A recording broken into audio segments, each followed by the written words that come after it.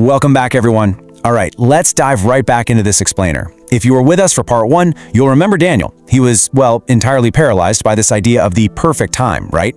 He spent literally years meticulously planning, waiting for the stars to perfectly align, while his dreams just quietly gathered dust. But today, we're looking at the exact moment that entire cycle finally breaks. We're diving into part 2, the awakening of progress over perfection.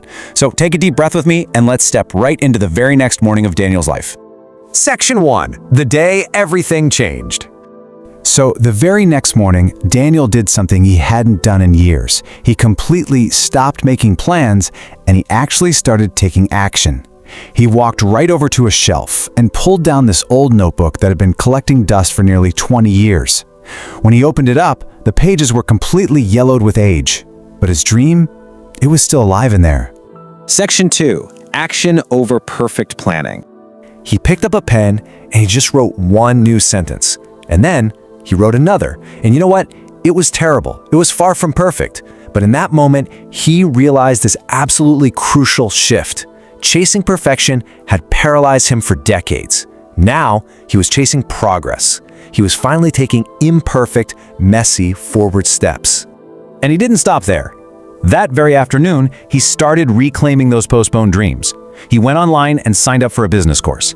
He finally dusted off his old guitar. He even booked a weekend trip that he had been putting off for years. There was no more waiting. Moving on to Section 3. Tired of making excuses. Now here's the thing. When you suddenly build momentum like that, the world doesn't always applaud you. People actually laughed at him. They asked, why now? They told him, you're way too old for this. You really should have done this years ago. But Daniel didn't even argue. He simply smiled. He smiled because he finally understood the real truth here. The best time to change your life isn't when you're ready. It's when you're tired of making excuses. He wasn't fully ready. The timing definitely wasn't perfect. He was just finally exhausted by his own excuses. Section 4. Discipline over fleeting motivation.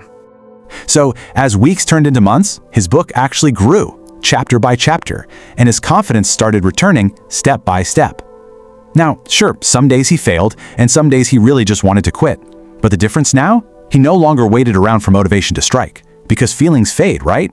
Instead, he relied completely on discipline. He showed up, even on the days he really didn't feel like it. Section 5. The park bench encounter. Fast forward a bit to one quiet evening. Daniel was walking through a park when he spotted a young man sitting on a bench. The guy was staring at a notebook, looking exactly like Daniel had for 20 years, just too afraid to begin. So Daniel sat beside him and simply asked, "What are you waiting for?" And the young man sighed and said, "I'm waiting for the right time." Section 6. Taking the first step. Hearing that, Daniel just smiled gently. He reached right into his bag, pulled out his own yellowed notebook, and handed it over to the young man. On the very first page, Daniel had written just one single sentence. It read, "Years from now, you'll regret the chances you didn't take far more than the mistakes you made."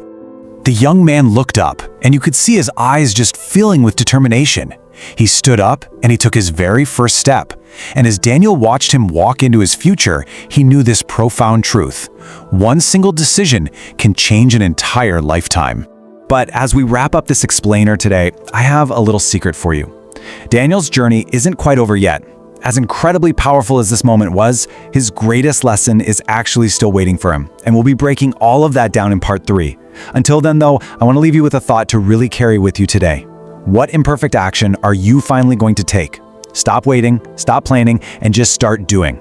Thanks so much for joining me, and I'll see you in the next one.